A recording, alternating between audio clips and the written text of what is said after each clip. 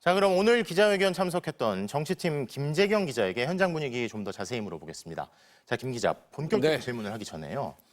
오늘 기자회견 용산 대통령실 아니고 청와대 영빈관에서 했잖아요. 그렇죠. 공사하는 모습 같은 게 눈에 띄던가요? 혹시 뭐 아니면 언제 들어간다 이런 얘기 나옵니까? 그 취재 기자단이 그 버스를 타고 이동했거든요. 단체 버스를 타고 영빈관 바로 앞에 내려서 들어갔기 때문에 어느 정도 공사가 되고 있는지는 보진 못했어요. 네네. 다만 그 지금 청와대로 복귀하는 지금 프로젝트가 진행 중이잖아요. 네네. 보통 취임 100일을 맞아서 들어갈 예정이다 이런 게 애초에 초반에 나왔었는데 공사가 좀 늦어지고 있는 것 같습니다. 보안 문제도 걸려있고 해서 좀 더 걸릴 것 같다 이런 얘기가 나오고 있습니다. 100일이면 이제 한 2달여밖에 안 남았는데 자, 본격적으로 질문을 드리자면 오늘 질문할 기자 선정할 때 보니까 명함 뽑기를 하던데 이게 처음 보는 풍경이었어요. 맞습니다. 명함 뽑기가 누가 어떤 내용으로 질문할지 그리고 정하지 않고 즉석에서 선정하는 방식이잖아요. 이재명 대통령이 이 방법을 듣고 굉장히 좋은 방법이다 이렇게 극찬을 했다고 합니다. 네. 윤석열 정부 때는 질문과 답을 미리 정해놓고 하는 경우가 있었습니다. 참모진들이 기자들에게 전화를 돌려서 어떤 질문을 할지 사전 조사를 하고 그래서 여기에 맞춰서 대통령이 아마도 답변을 준비했었겠죠. 네. 그런데 이번에는 이재명 대통령은 참모진에게 절대로 사전 조사를 하지 말아라 이렇게 강하게 지시를 내렸다고 합니다. 그러니까 짜고 치는 거 하지 않겠다. 그렇죠. 뭐 이런 의지가 보이는 거네요. 자, 그런데 지난 윤석열 정부에서 유독 저희 MBC 기자들한테만 질문할 기회 안 준다는 평가가 많았잖아요. 그렇죠. 그런데 오늘도 저희는 질문을 못 했는데 이게 오늘은 기회를 안 준 게 아니라 뽑기가 안 돼서 그런 거죠? 기회를 못 받은 거죠.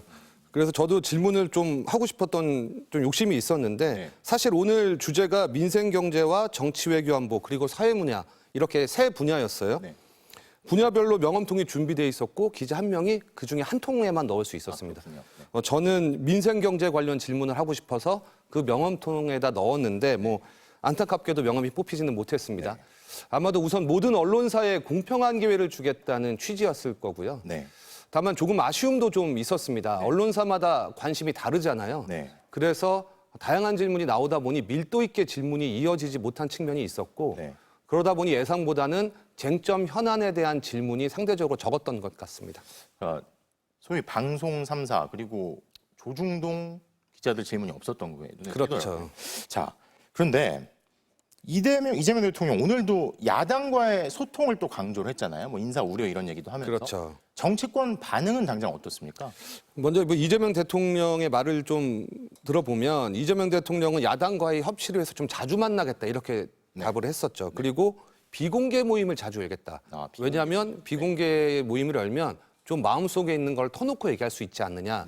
그래서 그 비공개 모임을 잘 활용하겠다고 얘기했습니다. 다만 정치적 계산에 따른 야당의 무리한 요구에는 응하지 않겠다고 했는데요. 이게 이제 합리적인 소통의 중요성을 강조하면서 손을 내밀겠다 이렇게 읽히죠.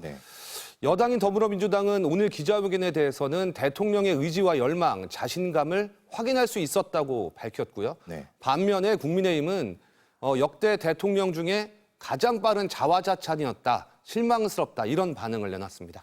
자, 그렇군요. 그래도 과거 대통령, 이 직전 대통령과는 큰 대비가 됐던 것 같습니다. 자, 김재경 기자 잘 들었습니다.